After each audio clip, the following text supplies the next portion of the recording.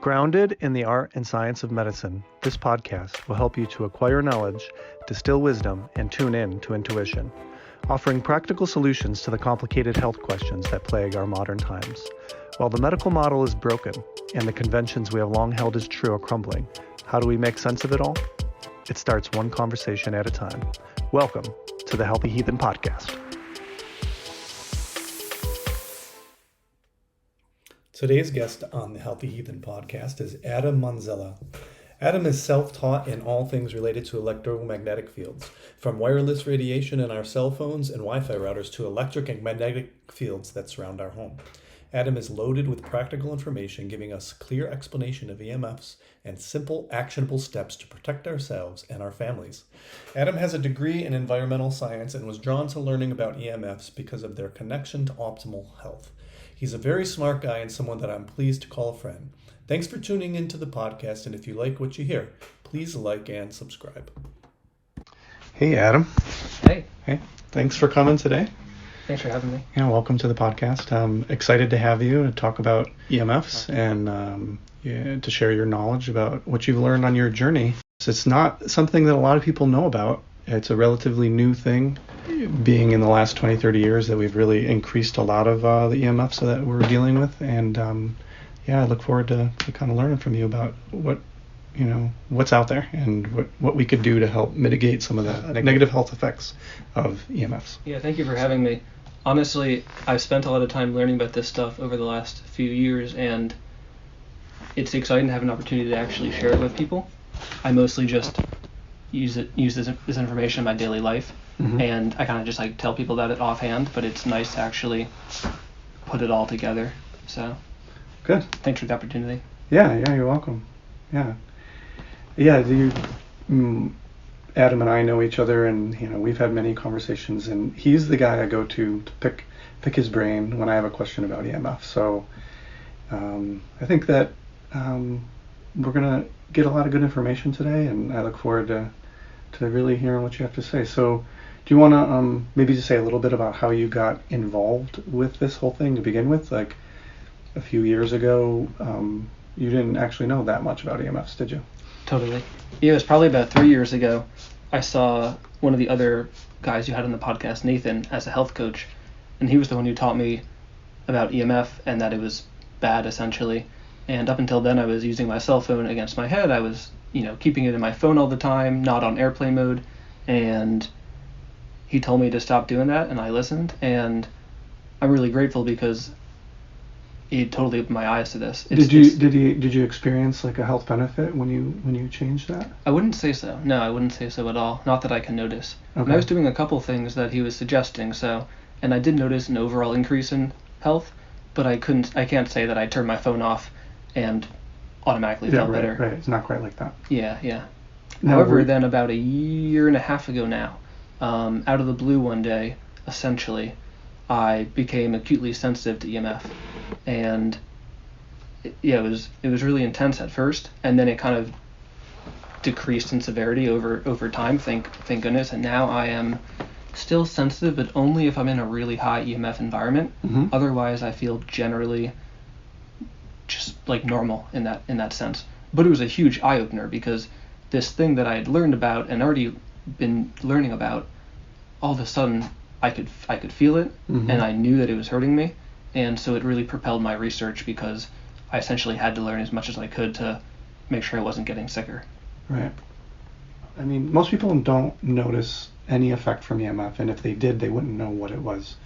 There are so many mystery illnesses that we're dealing with today where you feel fatigued, headaches, joint pain, all sorts of things. There's just like a million things it could be.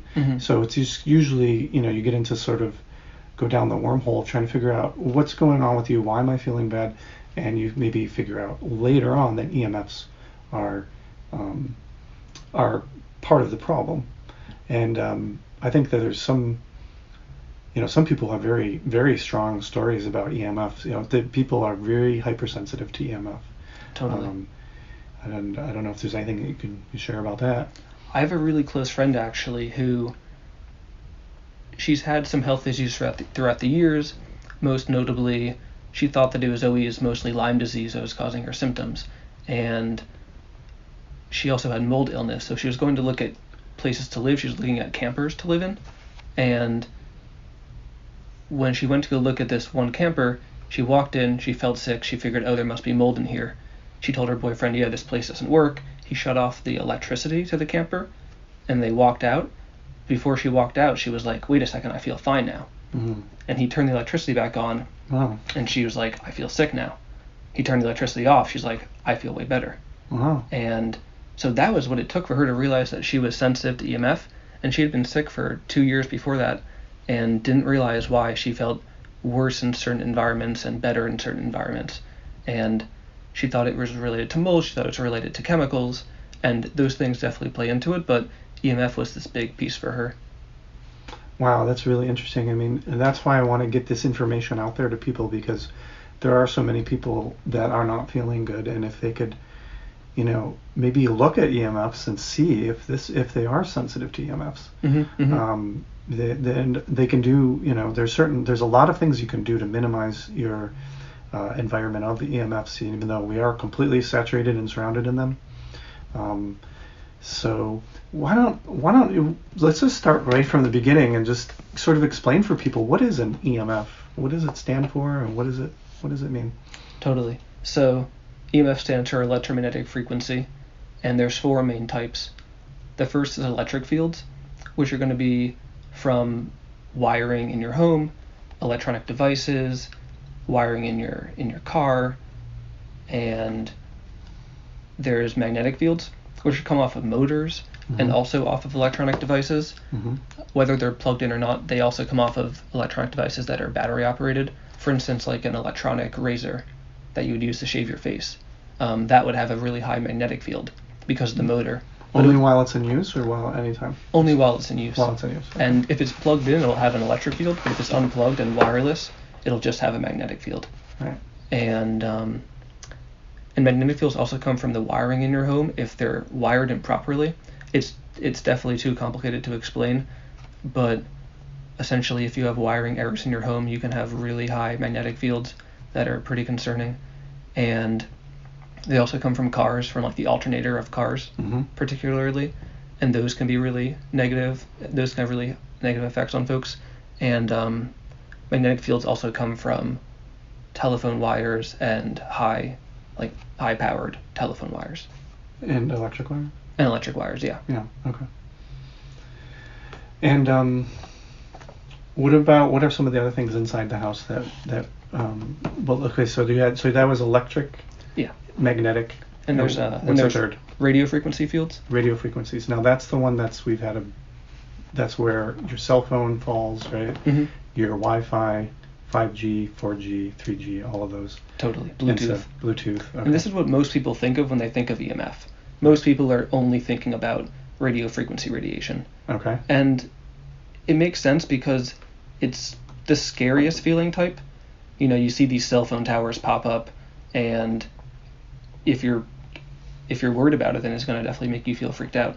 Mm-hmm. And they are a cause for concern, but they're definitely not the only type of EMF. And yeah, I think it's important for folks to know about the other types, because the other types can have really strong effects on people too. Okay. And there's also dirty electricity, which is it's complicated to explain, but essentially anywhere where there's normal electricity, there could be dirty electricity, and it comes from interference on the wiring. So that would be like something that's not grounded properly? It can come from, not grounding properly can cause it, and I don't understand the nitty-gritty, but essentially high-powered appliances and certain appliances can cause it. So the inverter for solar panels causes a lot of dirty electricity. Okay. And the house that I live in has dirty electricity, and it's most likely from the solar panels on the neighbor's house.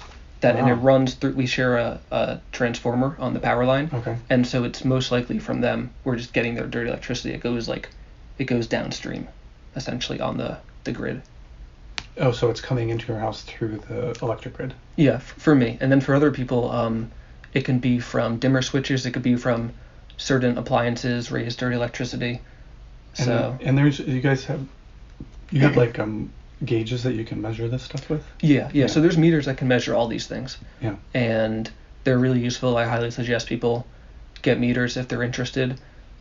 And even if you have a couple friends who are all interested in this kind of thing, y'all can buy a meter for each thing and just chip in and share them, because you don't need a meter all the time. It's definitely helpful to have one when you're first starting to learn about this and first starting to look at your environment. It's helpful to have one and carry it around with you and pretty much check everything. And it's fun too. Does it? Yeah, right. Does it measure dirty electricity only, or does it measure all sorts of EMFs?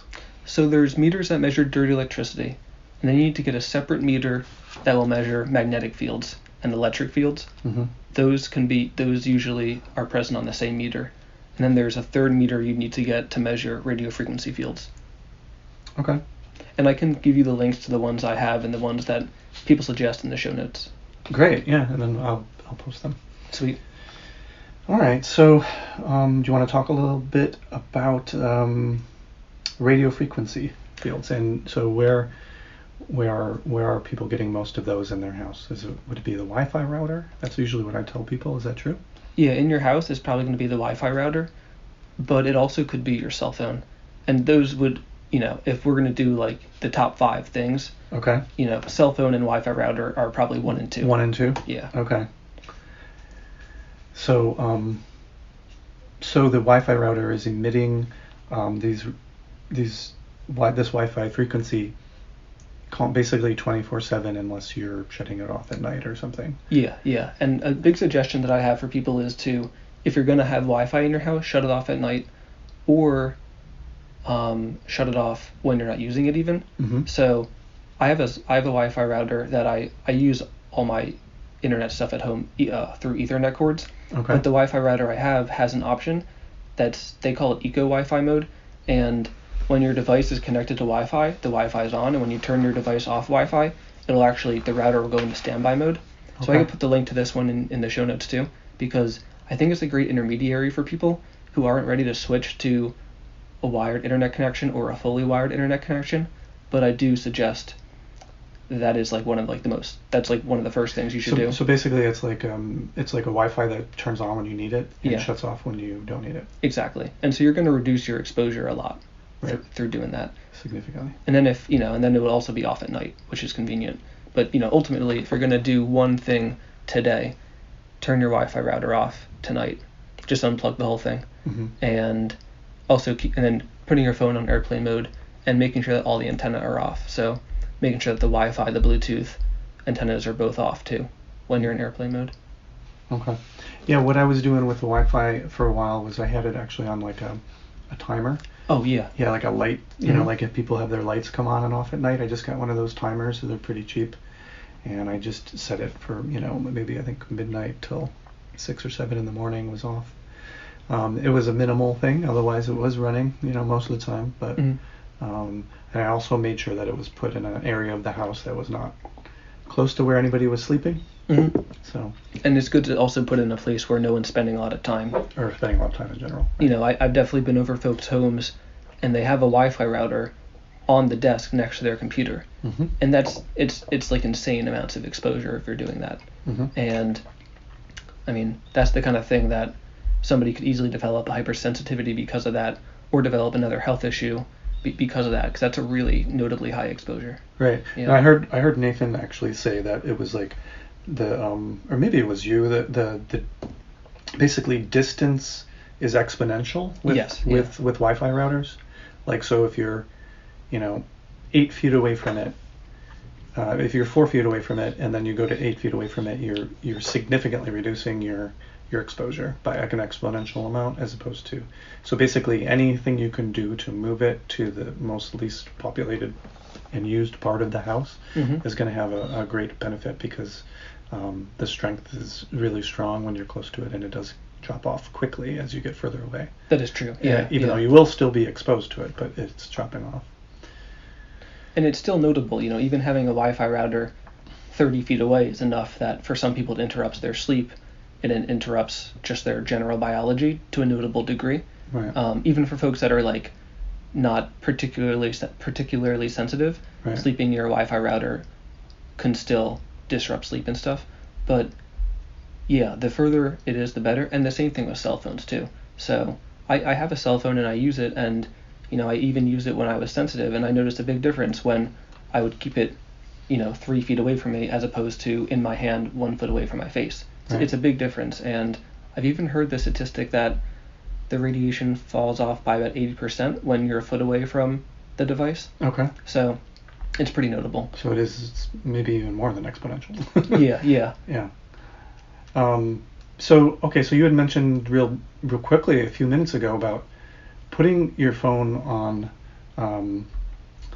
shutting off the Wi-Fi and the Bluetooth and the connection to the network when you're not using it. Why don't you explain a little bit like what a cell phone is and like what it's doing? It's like, so it has these, at least these 3 antennas, right?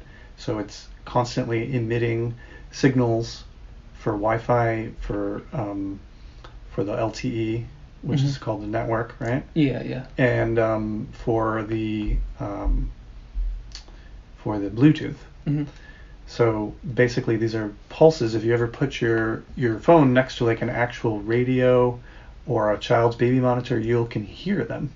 They'll be going, you'll get this sound. You can hear like a consistent pulse that's coming out of your cell phones.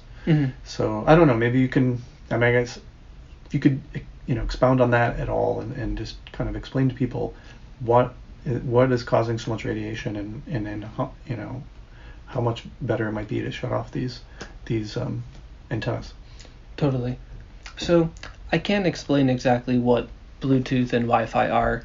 It's above my pay grade for sure. But at the same time, I think the important thing to notice and to note is that anything that uses Bluetooth, anything that uses Wi-Fi is putting radio frequency radiation off, and that is EMF, and it's not advisable. So those AirPod headphones that everybody's wearing now, the ones that people are paying a lot of money for, and people just lose them anyway because they're just small and don't have a wire. Yeah, exactly.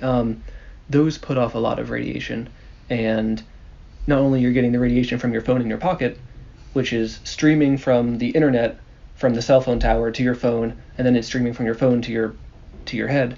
So it's just a lot of radiation all around. On the note of so when you put your phone in airplane mode, it turns off the cellular data. So would you recommend more of a wired headphones? Yeah. Wired headphones would be the best. And there's actually, you can get things called air tubes.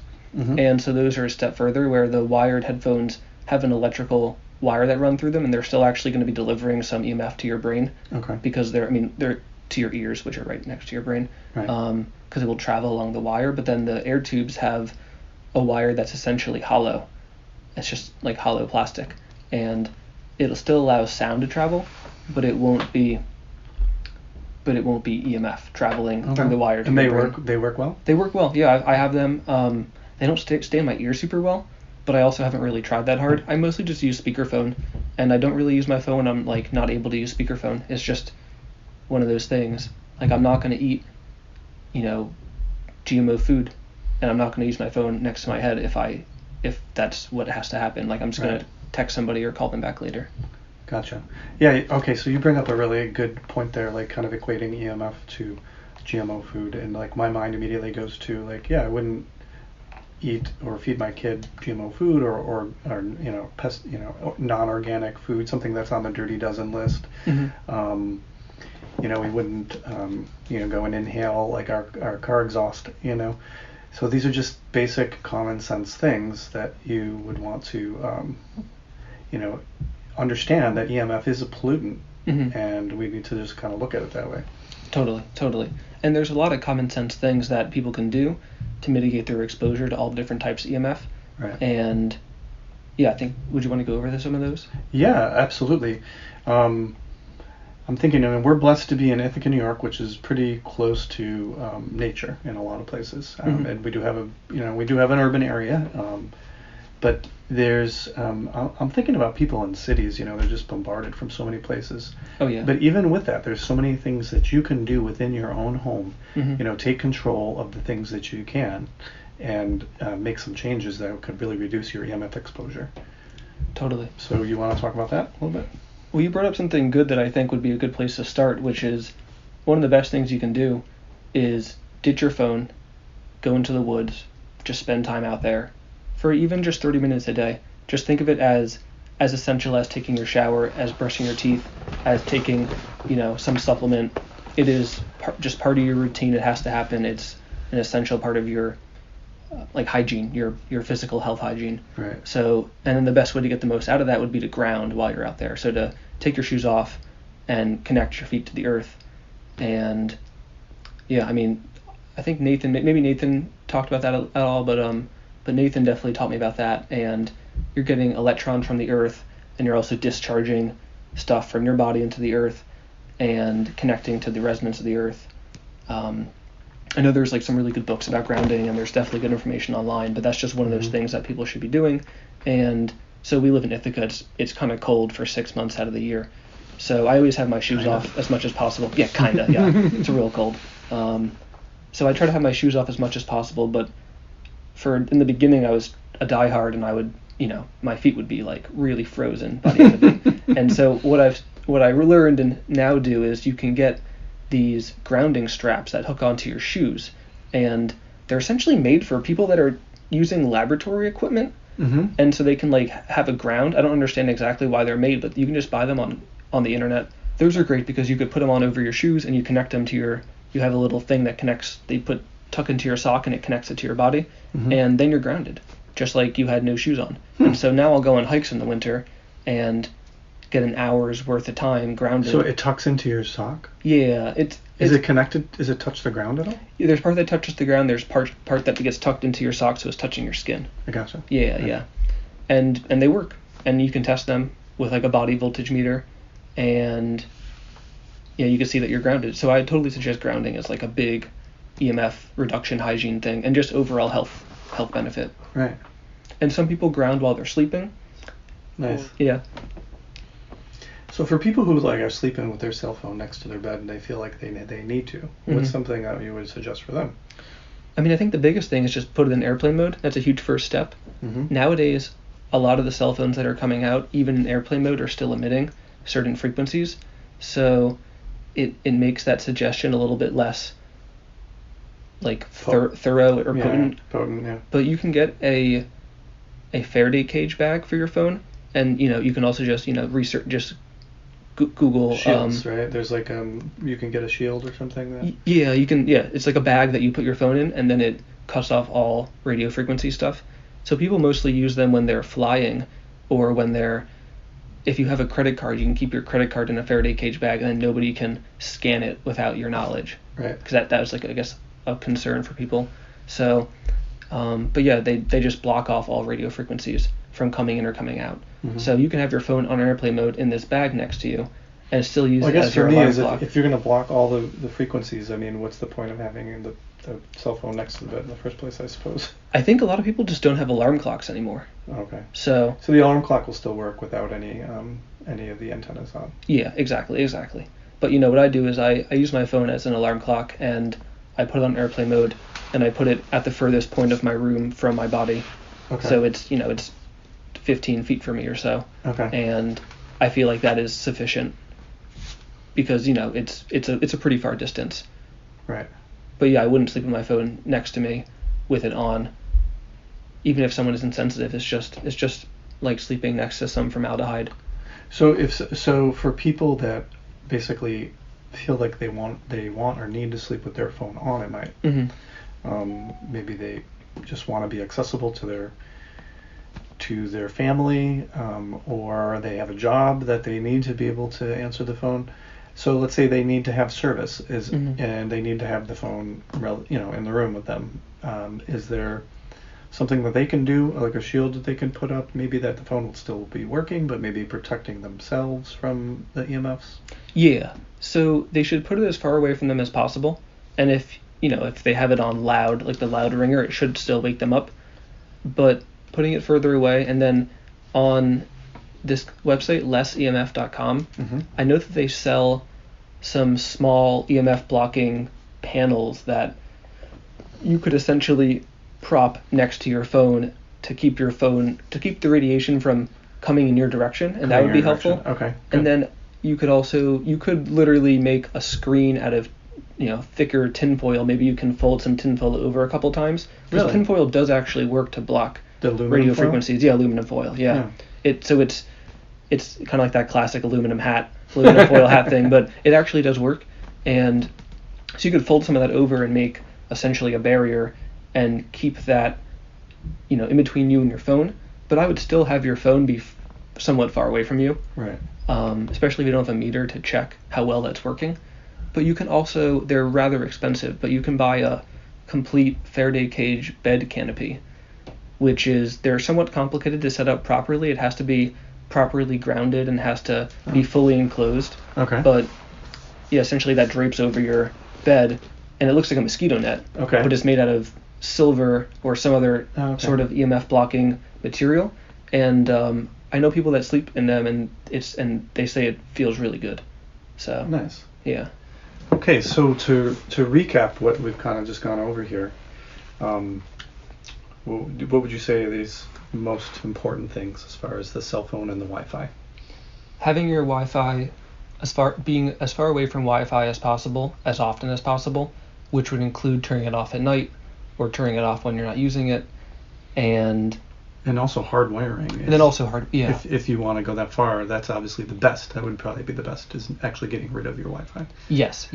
And it's, just to save us time, I won't explain the process, but essentially, you still can connect Ethernet cables to computers, and you can actually connect Ethernet cables to cell phones too with the proper adapter. Yeah. Wow. So I have that for my house, and it works great. It's faster than the Wi-Fi. So do you use Wi-Fi at your house still? If guests are over, yes, but otherwise, no. Okay. Yeah, because I have everything hardwired. I have one laptop, and I have one cell phone, and I just have them both hardwired. Right. Cool. Yeah. And for cell phones. Yeah, and for cell phones, keeping as many antennas off as possible, as frequently as possible. So if you're at your house and you still have Wi-Fi, maybe you want to just have the Wi-Fi antenna on. That way you're not also having your phone send and receive cellular data. But if you're out of the house and you're in your car, maybe you should turn your Wi-Fi thing off, because that way you're just receiving and sending cellular data. I mean, optimally your phone would just be in airplane mode completely whenever you're not using it. So like for the car, for instance, when I'm in my car, I'm not going to be looking at my phone, so I just have my phone in airplane mode, and that way it's also not distracting me. But then you're just not sending or receiving anything. Right. And for those people that are, they feel like the car is the time to catch up on phone calls, you would say just turning off the Wi-Fi router and keeping on the cell phone tower. Yeah. Okay. In my mind, the Wi-Fi antenna and the cell phone antenna are the strongest, and the Bluetooth is weaker. Is that true? It's hard to say. When you look at them on a meter, yes, that is the case. Okay. The Bluetooth will not jump as high on the meters and show as high of a reading on the radio frequency meter. However, when I was more sensitive, and even still, Bluetooth bothers me the most, or in a different way at least. It's a very noticeable, distinct feeling, and that would bother me more than if somebody's phone had the Bluetooth antenna on. It would bother me more than if their Wi-Fi antenna was on. So.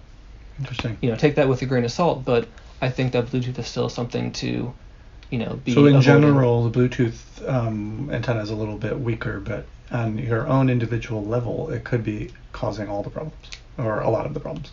Yeah, or causing some problems at least. Yeah, just because it's weaker doesn't mean it's not going to cause a problem. Yeah, and honestly, I feel like weaker is this, yes, it is technically weaker, but it's also different. So a little bit of one chemical might be just as bad as a lot of another chemical. Gotcha. I mean, so it's just a different. Yeah, it's a different to use type like a of weird pollution. Exactly. So Yeah. it's just different, and so the dose makes the poison, right? Right. So basically, having that off as much as possible. If you're not going to be in airplane mode is the best. And then we were talking about earlier, just having your phone in airplane mode as much as possible, and then just going on when you need to check your messages, check your phone calls, make a phone call, and then shutting it back off. Now, most people I would say that's not going to be practical advice. So that's why we're kind of talking about all these other things that you can do. Most people want to have access to their phone and to their messages and hear, when a message comes in, hear if a phone call comes in. So we're saying, turn on and off these other antenna, because they're sending out radio frequencies. And if you don't need them, you're exposing yourself to additional radio frequency. Yeah. So turning them on and off as much as possible is a good practice. I know that's pretty much what I do. I do have Wi-Fi at my house, so I keep my Wi-Fi phone on. My Wi-Fi on only when I'm at home. Sometimes I will put it in airplane mode, but generally I'll have the Wi-Fi on and I'll shut off the Bluetooth and the cell phone antenna. And then, sometimes I'll get out in the car and then I'll realize, why is my phone not working? Oh, because I have to switch it to the other thing. So, that's the worst case scenario that's happened for me, is that I just have to switch it. Because I'm one of those people that do like to catch up on phone calls, and I think a 20-minute ride is often a good time to check in with some people, so. Totally. Yeah, totally. And when you do that, when you are using your phone, I think one of the biggest things is just to not keep it right on top of you, right next to you. So if you're going to catch up with people on the phone in your car, don't have the phone against your head. Have it on the dashboard on speakerphone, or have a wired connection. A lot of cars have Bluetooth now. And I mean, the optimal thing to do would be to totally turn off Bluetooth in your car, because that's a pretty strong exposure. The Bluetooth sending and receiving thing is going to be right in the dashboard, and it's pretty close to you. Yeah. But yeah, I think even using Bluetooth in your car would be better than having the phone close to your head while using it. So. Right. And there's nothing wrong with just having the phone off in the car and using that time for some quiet mental space, Exactly. That's what I good like for your doing. mental health, yeah. Yeah. And actually, I find it really freeing to have my phone on airplane mode. And I find that when I turn it off airplane mode and these messages come in, it's almost this, sometimes I'll get this wave of anxiety. Distracted. Yeah. Driving. And I love the feeling of having a conversation with somebody and not feeling my phone going off in my pocket, and feeling the need to, I'm getting a phone call, who is it? And, now it actually bothers me when people are checking their phone during a conversation. It's just, I don't like how the phones take us out of... Right. That's always been a pet peeve of mine, when people who check their phone while you're having dinner or something. And Totally. It's very annoying. All right, so what is why don't you run down to, besides those top two things of Wi-Fi's and cell phones, what are some of the other things that we can do? Maybe we could list a few other things that we could do around our house to mitigate EMFs. So I think the next thing that people could look at is their bedroom environment, particularly, and having their bedroom be as EMF free as possible.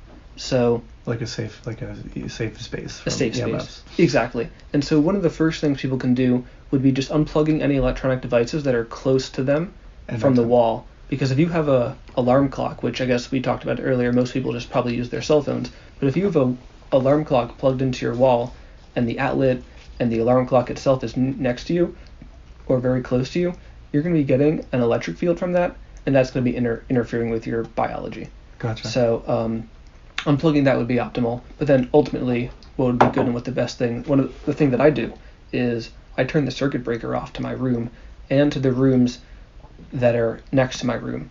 And actually, at night in my house, I turn it off so that only a few circuit breakers are on for the necessary things. And you need to there's some trial and error involved, because one of the first times I shut off most of the circuits, I unknowingly shut off the circuit to the heating in my house. And I turned it off, and I couldn't figure out what this circuit did, so I was like, let's leave it off. And then I woke up at 3 a.m. and I was freezing and had to go downstairs and figure out which circuit to turn back on to put the heat back on. So definitely be careful doing that. Yeah, you could take it too far. You want some heat in the winter. But so what I do is I turn off the circuits to my bedroom, and then there's my bedroom is the master bedroom. So I turn off the circuit breaker to the bathroom attached to the bedroom because we share a wall. And then I also turn off the circuit to the kitchen, to part of the kitchen that shares a wall with my bedroom.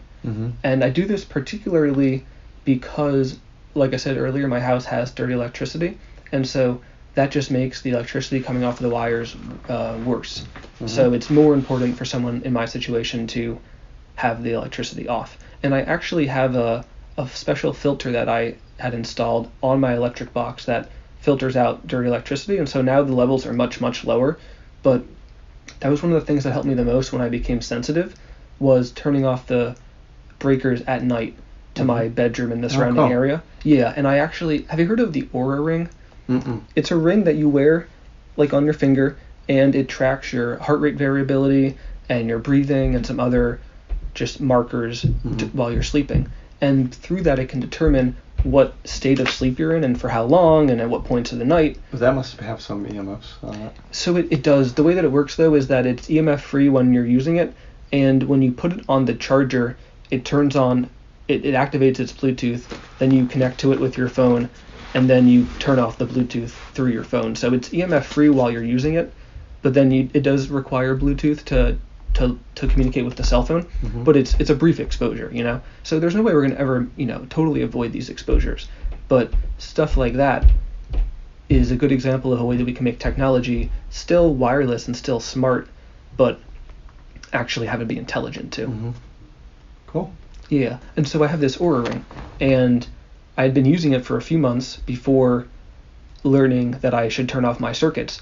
And when I turned off the circuits to my room at night, my sleep totally shifted. Wow. And it was noticeable to me, and I woke up feeling better. But also the levels, you know, it might have been on an old phone of mine, but I'll look back and see if I still have access to that data, and I could send you a screenshot, and you could put it in the show notes if you want, because literally, like, my sleep just totally shifted for the better. And that was just indicative of my body being under less stress while I was sleeping. Wow. Yeah. That's really fascinating. So and you have like concrete evidence. Yeah, exactly, for myself. And there's so many people like that have done this, and now there's a lot of anecdotal reports of people turning off their circuits at night, and they themselves and their families just feeling better, sleeping better, having their health issues, you know, start to improve, and it's well documented anecdotally, which, you know, for something that's relatively new to being studied is most of what we have right now. But at the same time, I mean, you know, try it for yourself and see what happens, and come to your own conclusions. But yeah, so the third thing I would do is shutting off the circuits to your bedroom at night. And you're going to want to go, you know, it's going to be in the basement most likely. You're going to want to have two people one person could be in the bedroom testing, figuring out, it's good to plug things into the walls and have like lights plugged, like lamps plugged into the walls or devices that you can tell if they're on. And then when you turn a circuit off, if that light goes off, you know that circuit went off. Does that make sense? Right. So, and if you're lucky, you're in a house that has everything labeled well. yes, totally. Sounds like you weren't. No, I had to make a little cheat sheet for myself. Yeah. So that'd be the third thing. And I'd say the fourth thing, it's just really important. And unfortunately, folks don't have a lot of control over it. And that would be seeing how close you are to a cell phone tower. Because if you're within, I don't want to throw out a number, because, you know, if I say if you're within a half mile, people who are 0.6 miles away are going to be like, oh, I'm fine. And that is still really close to a cell phone tower. Okay. It's closer than you would want to be. Okay. But is there a website where you can look up like where the cell phone towers are? Yeah, it's called Antenna Search. Okay. And unfortunately, it's not being updated as much as it used to be. And people question how comprehensive it is now. It might just not be being updated, or it might not be being updated as fast as the cell phone towers are being built. But it is still a great resource, and I totally suggest it. But ultimately, you're going to also want to drive around your house and kind of just take a look, poke around. And if there's a cell phone tower close to your house, you'll probably be able to see it from your backyard or your front yard. But if you're closer than about a half mile, like, that's concerning. And if you're really close to a cell phone tower, it's more concerning. Right. And I don't want to say like a specific number, because I don't actually have that data like offhand, but I know that there are some smaller studies, but they're studies nonetheless, where that proved people living close to cell phone towers have neurological symptoms like headaches and weakness and fatigue and depression, and there has been a correlation shown in actual studies. But then also there's so many people out there who realize that they are getting sick from the cell phone tower near their house. And, you know, there's some pretty large EMF Facebook groups that people can check out. Okay. One of the biggest ones is EMF Warriors, and there's a number of other ones. And if you go onto these pages, I mean, you can look at people's stories and listen to people talk about their symptoms, and it's alarming. And I think that it will help people to understand that this isn't theoretical. It isn't the kind of thing that just happens to people who are really sick or people who, worked with electronic devices for a living. It's not. A lot of people are being overexposed and sensitized in their daily lives because of all this technology, and in combination with all the other toxins in our environment. Right. It's just one more toxin. But, a lot of people have some kind of stealth infection, maybe some mold exposure, a lifetime of poor food habits, and then EMF can tip them over the edge. Heavy metals and Heavy metals, exactly. And foods and vaccinations. Exactly. A lot of folks in these groups feel better when they get their amalgam fillings removed, if they're done safely. That's like a whole nother topic, obviously, but that's something that people want to look at, like their overall toxic load. Maybe that could be the fourth thing, is looking fourth or fifth. Yeah, I think we're up to five. Five, cool. maybe the fifth thing would be looking at your overall toxic load, because if you have Lyme disease and it's not being treated and it's not being treated properly, you're going to make yourself more likely to be sensitive to EMF. Right. That's probably partially why I became sensitive, and that's why one of my friends became sensitive. And in a lot of these groups, people come in and they became sensitive after getting Lyme disease, and mold exposure is one of the biggest ones. Okay. So if you're living in a house with mold, that is going to significantly increase your chances of becoming sensitive to EMF. And you want to, remediate that properly, treat that illness properly. So. It's great. I mean, this is it all plays together, and there is something about the frequencies interacting with metals, right? Mm-hmm. There's something to that. So. And bacteria and mold. Okay. Yeah. So there's it's like a soup. It's like it's like the opposite of a nice grandma chicken soup. It's like just some sort of evil soup of malicious, not malicious because it's just there. It's just this bad thing that's going to cause an unhealthy life. And it's really unfortunate, and so many people find themselves in these situations, and a lot of it's out of people's control, Right. I myself was, had health issues as a kid and was given a lot of antibiotics for recurrent ear infections and strep infections, and, it's little things like that, and just all these insults that add up over time. And, this house I lived in college might have had mold in it, and, all these little things just add up until your body's just, totally pooped. Yeah, actually, for me, getting more to the dental stuff, I did have mercury amalgams. I did have them taken out, but I also had, when I was 9 years old, or 10, I think, I had a root canal. Ooh. That got then infected and redone when I was in college, and then redone in my 30s. And I basically had a super infection in there for years. And there was just something, and one more thing, taxing my immune system. So, took me a long time, and that is another whole topic, root canals, but we won't get into that today. But totally, you should do a podcast on that, though. If I you're not would going love to. Yeah, that'd be really great, because a lot of people, that's a thing that I hear about really often is, oh yeah, I had this thing in my teeth and my whole life is so much better now that I got this actually fixed. Right. So yeah. Exactly.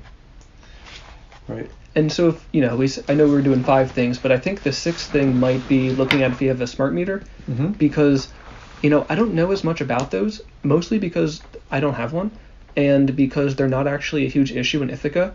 Whatever kind of smart meters we have here don't seem to make a lot of people as sick as some of the ones in other states and other areas. But smart meters in general are just no bueno. There's privacy concerns and concerns about them actually being accurate.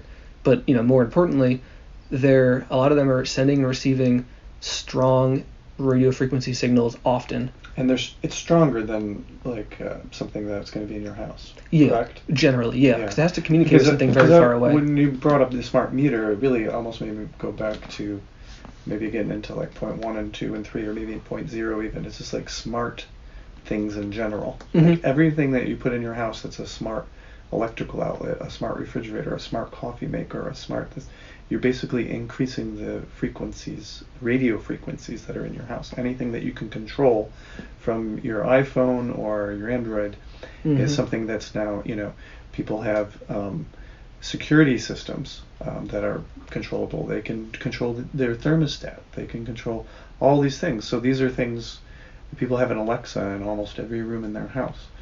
I know here in Ithaca and in your mind, you're probably a little bit out of that loop, but for people that want this to be as much accessible to as many people as possible, and there's people that are hopefully going to be listening to this that are have an Alexa. What would you say to them if they have an Alexa in their room and they have a smart thermostat and a smart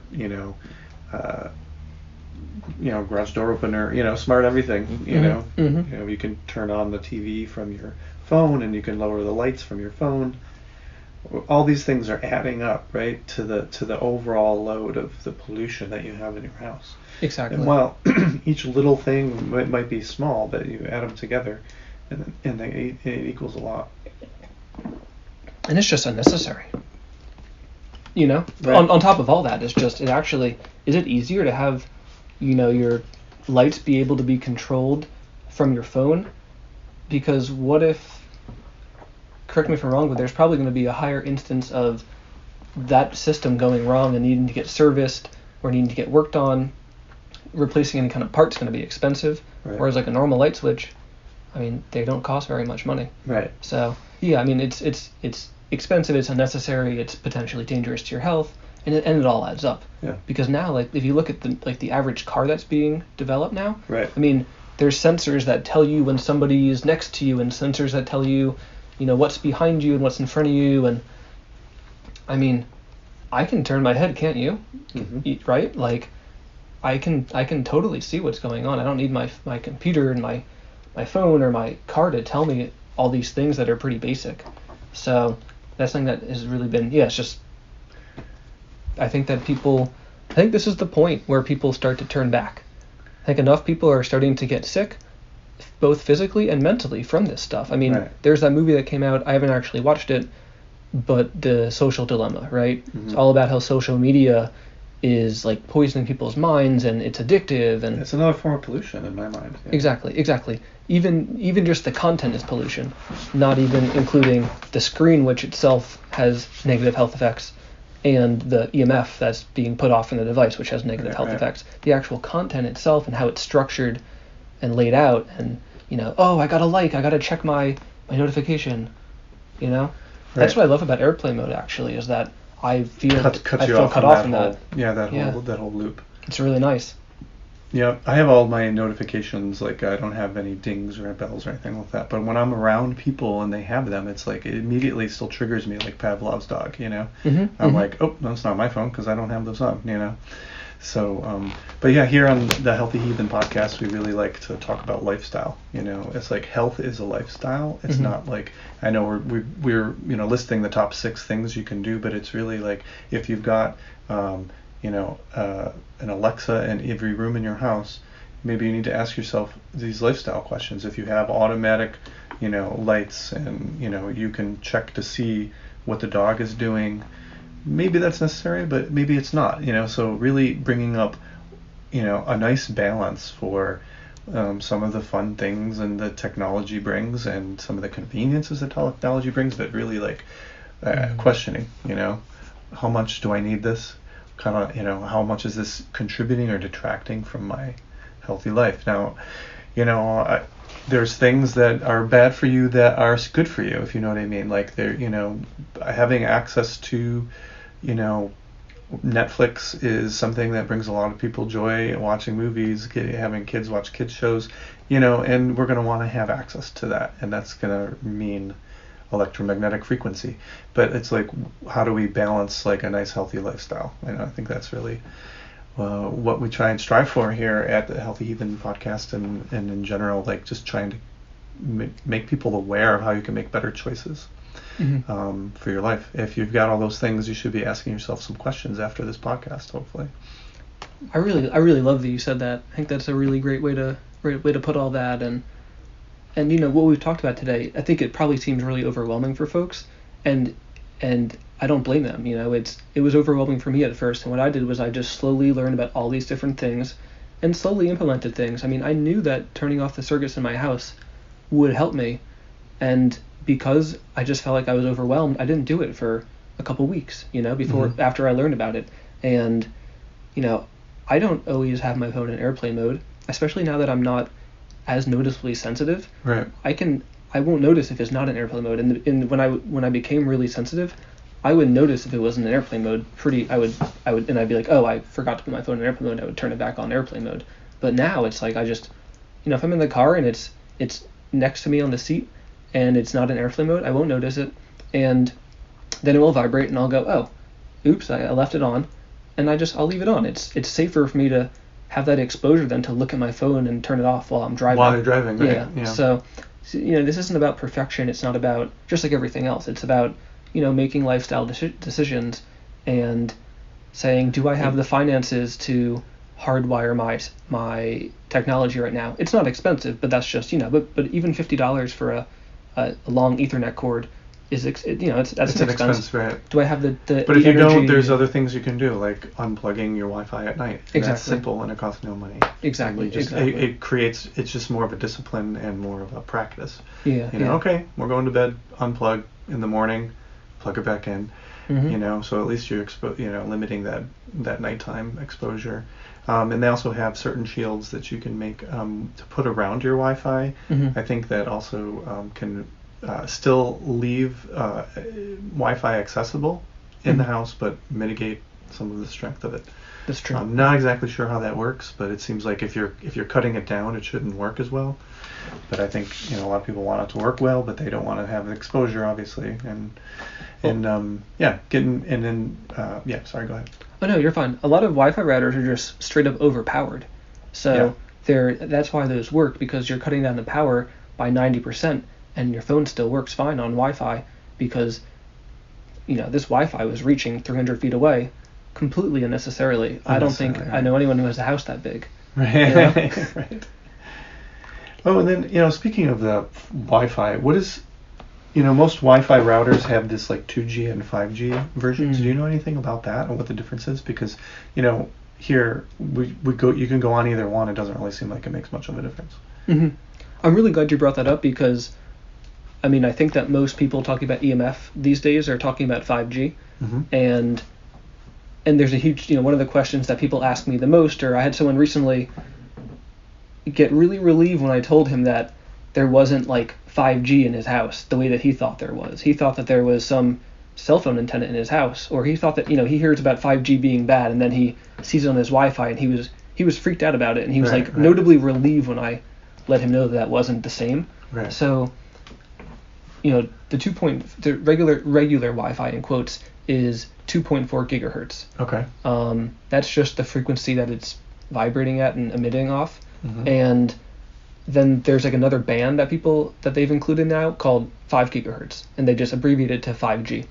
And essentially, I believe the idea is that you can just have more electronic devices and more Wi-Fi enabled devices on the same Wi-Fi router, and some could be connected to 5G, some could be connected to the regular 2.4G, and then they're not going to be interfering with each other, and everything's going to run smoother and faster. So it's more of just like, it's just for optimal communication. So it's kind of misnamed in a way because it's 5G, but it's not the 5G that we're all talking about. Exactly. Yeah. So they named it 5G, but it's not 5th generation of cellular technology. Exactly. It's something different. Totally different. Okay. Like no relation. And it has the same. Is that megahertz frequency have the same problems as the 2.4 gigahertz? Is it worse? Is it? People kind of go back and forth about it. In a nutshell, I don't think that there's much of a difference, and it's optimal to just use one, right? So, because essentially it's like having two Wi-Fi routers in one. It's putting off double the amount of overall frequency. Okay. So what would be optimal is to just pick one and turn it off. And some people have tested with meters, and some people say that their 2.4 gigahertz puts off less radiation according to the meter. Some people say that the 5 puts off less radiation, the 5G. Some people who are sensitive say that one is better. Some people who are sensitive say that the other one's better for them. Gotcha. It's all kind of personal. Huh? Yeah. What I did when I used Wi-Fi was I just used 2.4 gigahertz, and I turn the 5.1 off by There's an going into my option. router settings. Yeah. Okay. So you're gonna have to. It's too hard to explain, but if you like just do some Mhm. researching, you'll be able to find out how to connect to your internet router and change the settings. Okay. And what I did for mine was I bumped the distance down too. I bumped the power down, so that if I'm actually in my bedroom, which is furthest away from where my Wi-Fi router is, I can get some but not very good Wi-Fi service in my bedroom because I made it so that the Wi-Fi would only really reach a certain Nice. radius out. You know. Wow, that's so people can that's do a that. really good tip right there too. It is, and that's like the kind of thing that I didn't bring up earlier because it's relatively confusing to get into your Yeah, Wi-Fi settings yeah. and to change them, but also it's better to have your devices hardwired. So, you know, it would be optimal if you're going to use Wi-Fi to turn the power down, but you know, it's easier actually to just hardwire yourself. Mhm. So I try to not. Okay. I wanted to suggest that first before mentioning that you can actually turn the power down. But you Right. can turn the power down, you could turn 5G off, you could do a couple other things that Right, make right. it a little safer. Yeah, well, I know from like my friends who have teenagers, shutting off the Wi-Fi is like not an option. Yeah, yeah. So knowing that you can power it down Mhm. significantly is a good thing. So now that we're talking about 5G, even though it's not the 5G everybody's thinking of, let's talk about the 5G everybody's thinking of, Mhm. which is the 5th generation of cell phone technology, right? Cellular technology. Yeah, cellular, cell phone towers and Yeah. yeah. Okay. So let's just give people like a little like what is 2G, 3G, 4G? Where are we now? Where are we going? Totally. So originally we had 1G, Okay. and that was just And sending that meant your first generation. first generation. Yeah, So exactly. separate from what you have on your Wi-Fi. Yes. It doesn't yeah. stand for like a frequency. Exactly. Just the G in when we're talking about cell phone data sending and receiving, that's just generation. Yes. Okay. And 1G was like the phones that fit in a suitcase that you had to like do a bunch of things and. Back in like the 80s. Yeah. Like those big ones. Exactly. I mean, I'm young enough. I never even saw one of those. Yeah. Really. On TV, I think. Really, But only mostly. on TV, Yeah. and I've heard that my grandpa had one and stuff like that. So, Right. so that was 1G, and then 1G was just voice, and then 2G was what allowed texting. And so 2G phones were. I remember when I was in grade school, my parents had these like really shitty flip phones that you could just text on and that was it, and call on. Mhm. And that would be 2G. And then 3G was when we started having the ability to, browse the internet and that kind of thing on a phone. So like Blackberries were Mhm. probably one of the first like 3G phones. Okay. And then 4G was essentially just faster internet. Yeah. And that's And- kind of where we've been for a while now. Yeah. And then Yeah. 5G is going to just essentially be faster internet.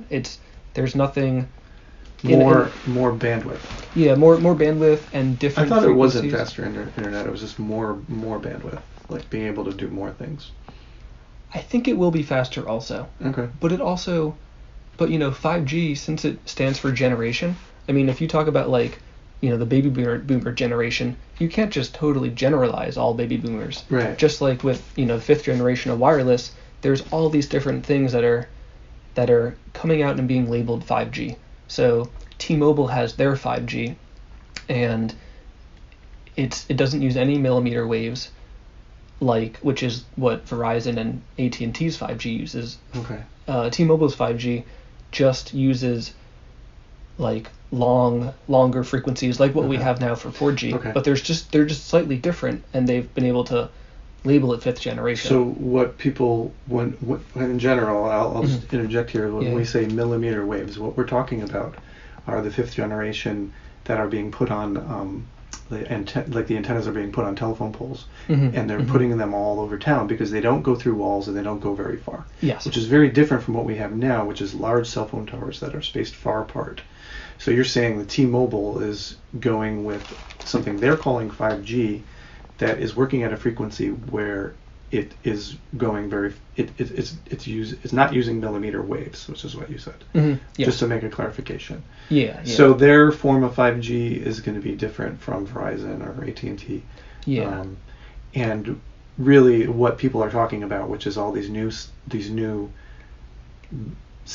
these new cellular towers that are going up all over town within 100 yards of each other because they don't go very far, but they're much more powerful. Is that correct? They're more powerful in certain ways, and they're just different in certain ways too. Okay. It's different frequencies that are being used. So like millimeter versus, I don't know exactly what the size of the 4G frequency waves are, but they're not millimeter waves essentially. Okay.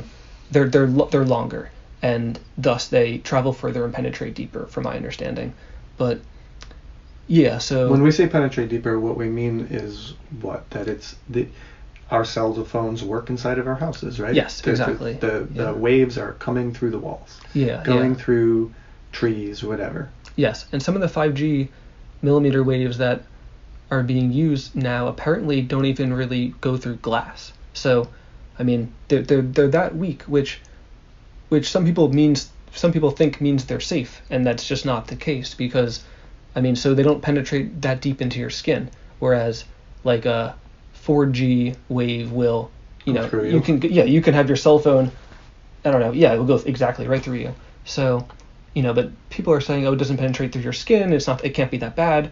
Well, I mean, I really like my skin. Have you ever had a skin rash before? Yeah, or a sunburn. Yeah, that hurts. Yeah. It affects you, and your eyes are right on the top of right on the skin of your body, and I mean also acupuncture meridians and all these different things. Our skin is way more important than people I think are thinking about when they say, oh, well, it doesn't penetrate your skin. It's like I really like my skin not being interfered with. Right. And so just to give a little context, we're in the fall of 2020, and I think many of the very big cities in the United States, like LA, New York, Seattle, they've been putting these up quite a bit. And then even in our little burg here in Ithaca, they've been putting them up here too. But I think a lot of the big cities already have a significant amount of these new 5G millimeter wave antennas all over town, in order to usher in the new technology, which is really going to be the next thing. And it's going to have a lot more bandwidth, and they're looking to have self-driving cars, which you need this kind of technology for. They're looking to have the Internet of Things in your house, which is what we were talking about earlier, which is a lifestyle choice. Do you want to have every single appliance in your house be able to connect to your iPhone? If you do, then there's gonna be a trade-off with your health benefit, with the health consequences. So again, just to put it to context, we're just at the beginning of this new technology, and we don't know a lot about it. There's not been a lot of studies done, but there are certainly a lot of studies that have shown that cell phone technology and 4G are detrimental to your health and have ill health effects. Totally. So there's no reason to believe that 5G is going to be any different. Yeah, that was really well said. And there's no reason to believe that 5G will be any different, especially because part of what they're calling the 5th generation still encompasses a lot of 4G technology and 4G frequencies. And so now what they're doing is they're building these small cell antennas like you talked about that are spaced every couple hundred feet, every couple homes, and they're putting off the millimeter waves, but they're also putting off 4G frequencies like continuously, like a cell phone tower is, but they're close to you. 4G. They are. And so in Ithaca, we actually don't technically have any millimeter waves to the best of my knowledge right now. But we do have small cell 4G antenna in Fall Creek, right near the middle school, right in this neighborhood, yeah. And it's right near the middle school, it's right near the high school, and those are putting off frequencies that normally we'd be getting from a cell phone tower a mile away, and they're putting that off really close. And so that's actually what a lot of people in the EMF world are more concerned about right now, mostly because the millimeter wave technology isn't as widespread, and it's not as pervasive because most people don't have 5G enabled cell phones, and some of the 5G antennas are actually using beamforming waves, which essentially means that it's only beaming it directly to someone's phone if they have a 5G phone. So, and you can almost imagine if you could see EMF, you would see like this laser going to somebody's phone. There would be this direct link where if you have your 5G phone and you're standing 10 feet away from me and you're using 5G, I might not even be getting directly hit by it because it's going directly to your phone. Okay. But then the big issue is that the 4G is continuous and it's not beamforming. And that's like what a lot of folks are most concerned about, actually. Wow. Yeah. Interesting. Yeah. So people are more concerned about the 4G technology being brought down to that close range. Yes. Because it's Kinda like taking a cell moving phone. your Wi-Fi router under your bed. Exactly. Or yes. something. Perfect. Yeah. It's like letting, so, okay. But don't get me wrong, the millimeter waves people are definitely concerned about, and as more people get 5G phones and as the towers become more pervasive, people are going to become more and more concerned about that. So it's not that 4G is going to go anywhere. It's going to be 5G on top of 4G, on top of 3G, on top of 2G. Exactly. And we're bringing 4G right into your space. At the same time that we're increasing we're creating the 5G, we're also increasing the 4G. Yes, yeah. And they call that like part of 5G is 4G closer to home, essentially. Okay. Yeah. And are there things that people can do if they do live in a big city that has like this technology? Other than walking around in aluminum foil hats. Totally. Well, they do make EMF blocking clothes that, some people say help them feel better. Some people say they make them worse.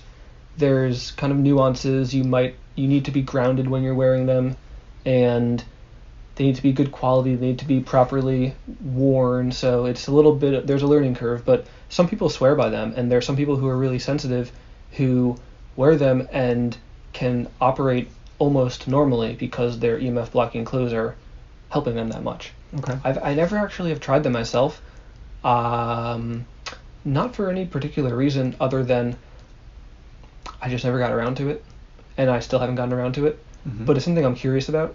What was your question again? Just that what can people do, to help protect themselves from this new technology? I mean, obviously earlier you had said you can check out what is your distance from a cell phone tower. Yeah. I guess the next question would be, does your street have 5G technology? Yeah. They're just starting and it's going to be spreading. Even though some communities like ours are, I don't know, are fighting it or trying to mitigate the implementation, the negative effects of it. So, but even with that, I think it's pretty much here, and it's going to roll out. The big, just to make a quick point, the big companies that are rolling this out are telecommunications companies, which pretty much own the media. They are the media.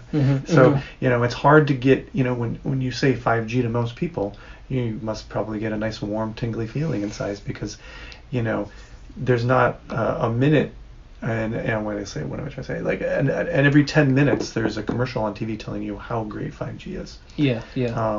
I don't watch a lot of TV, but I am a football fan, and I've just noticed that the commercials are 100% saturated every commercial break with at least one 5G commercial, and during the course of a football game you're probably watching 50 of them.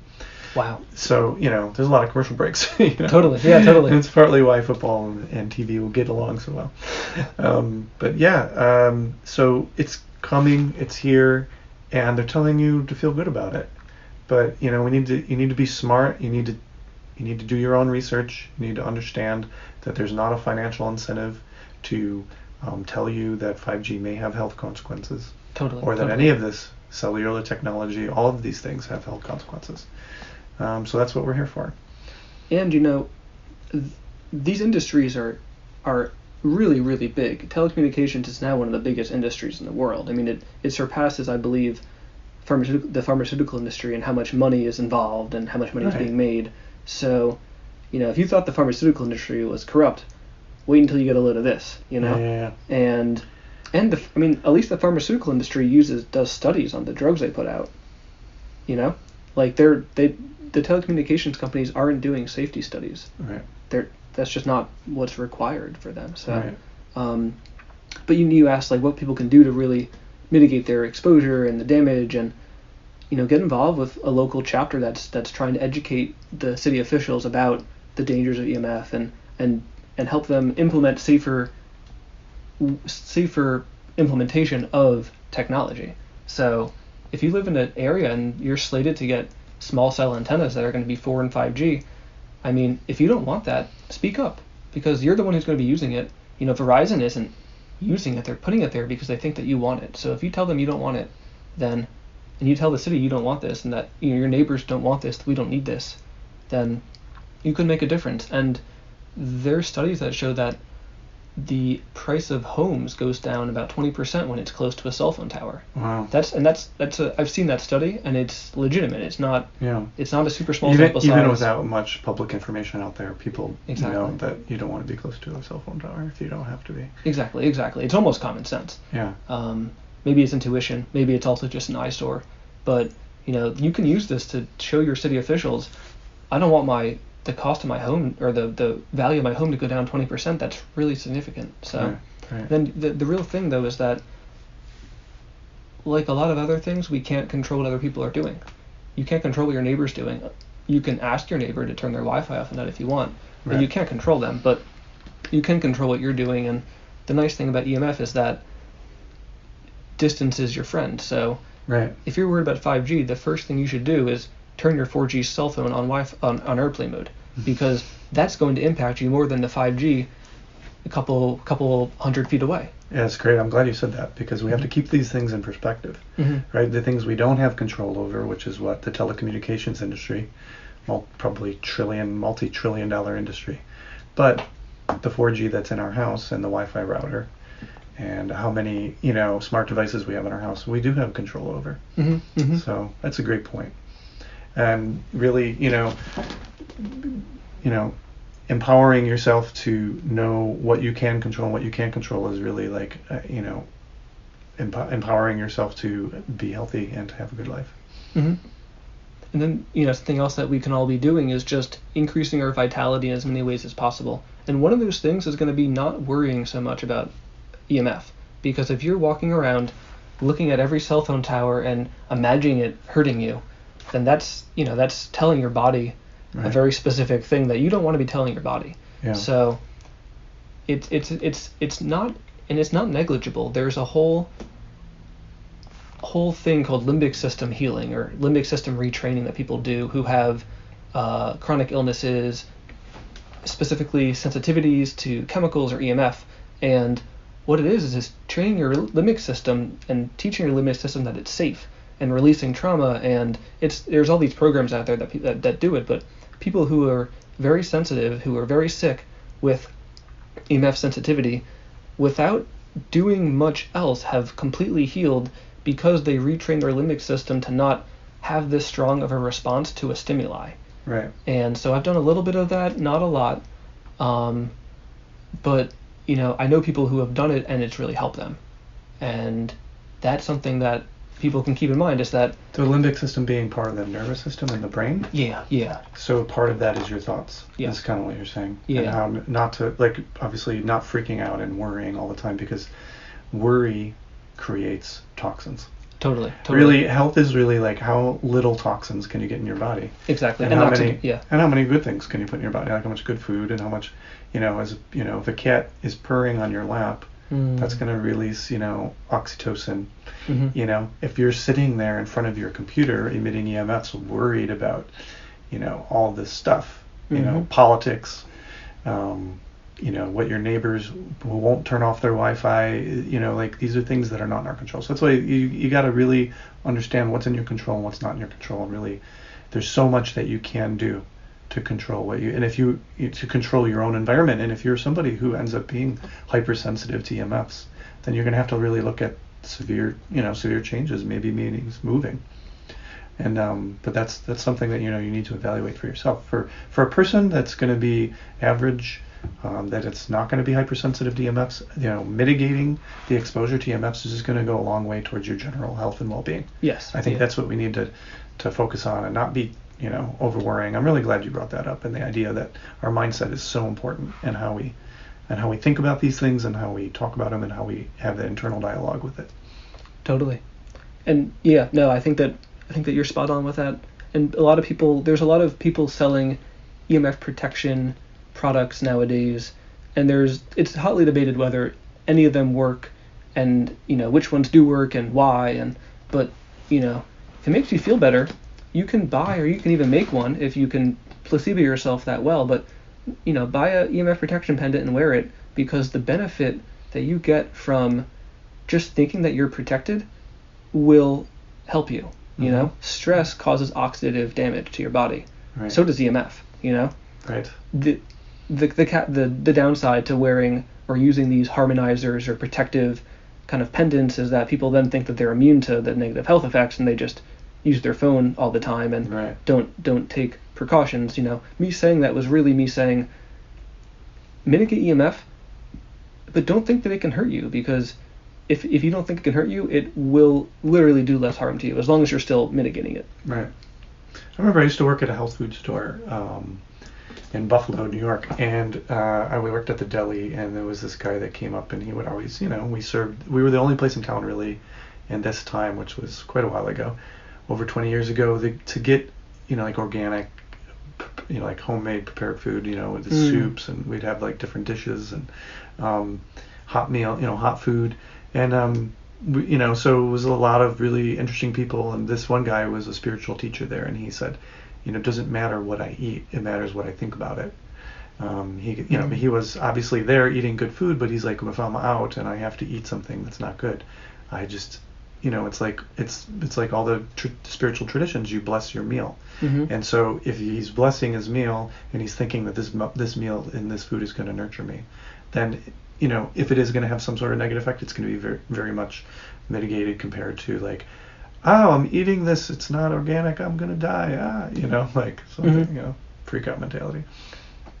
I think that it's something really that people, if there's going to be a number 7, the seventh tip for people to focus on, it's just to mitigate but not freak out, Yeah. Got to think of like a better rhyming way to say that. But really, you don't freak out about all the other things in your life. And if you do, then you need to work on that, because Right. you can't be so controlling with your health, because it just doesn't work that way. Right. I think that having any kind of health issue is this huge lesson in letting go and trusting that you can do your best, and you can also you'll live if you don't. Right. I eat sugar sometimes. We all eat things we shouldn't eat and that kind of thing. Right. I love going to get Indian food, and there's canola oil, but I enjoy that Indian food, and it totally is better. It's okay to get some canola oil. Right. Makes you feel good. It makes you happy. Oh yeah. And before we wrap up, I just want to say that I'm not anti-technology. I'm not anti-internet. I use the internet every single day. I use my cell phone every day. I wish that there was a cell phone out there that didn't cause as much damage to my body. I use the internet mostly at home, mostly on a wired internet connection. Mm-hmm. And technology is amazing. I learned pretty much everything we talked about today. I learned this through the internet, through Facebook forums, through webinars, through videos on YouTube. I'm all for this. I just know that we can do it better. And at the very least, we can educate people about the dangers. In school, just like how they teach you about having safe sex, they could teach you about how to safely use technology, Right. if they deem that important. Right. Just like they teach you kind of about how to eat healthy now. We can have this education, and we can build homes without wiring errors that cause magnetic stress and magnetic fields. And we can build homes without dirty electricity. We can install dirty electricity filters in homes that have dirty electricity. We could make everybody healthier, the whole entire nation. We talk about, with COVID, people have talked about, how much time has been lost due to illness, right? And that's the thing that people talk about. How much time and energy and money has been lost due to people becoming ill because they had this extra insult of EMF on their body. Mm-hmm. So I love technology, and I utilize it in a lot of ways for healing and for communication and for convenience. But we can do this better, and as we're changing a lot of paradigms in our society, this is one that we need to look at and need to educate people on. And yeah. Right on, man. This is what the Healthy Heathen podcast is all about. And hey, there's one more thing. There's a lot of resources that people can use to learn more about EMF and mitigation, and I can put some in the show notes for you. But also, there's people called building biologists that actually come into your home, and they have really expensive meters. The meters that I have, in total, the 3 meters that I have cost about $700.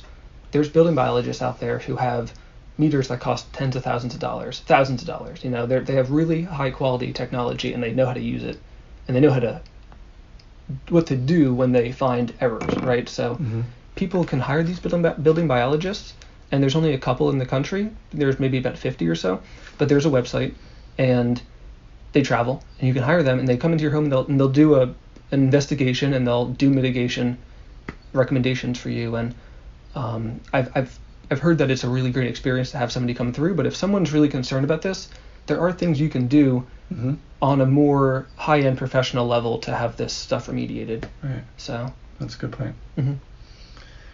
All right, Adam. Well, thank you so much for joining us today and sharing all this great information. Thanks for having me, and thank you for being interested in this topic, because it's invisible. You can't see it, you can't smell it, you can't hear it unless your meter has a sound feature, which is really interesting, by the way, to hear the different pitches of different types of EMF. Like Bluetooth sounds different than Wi-Fi, which sounds different than cellular data. Right. But yeah, it's an invisible thing, and the only way that we shed light on it is through conversations like this. Right. Great. Thanks for coming. Take care.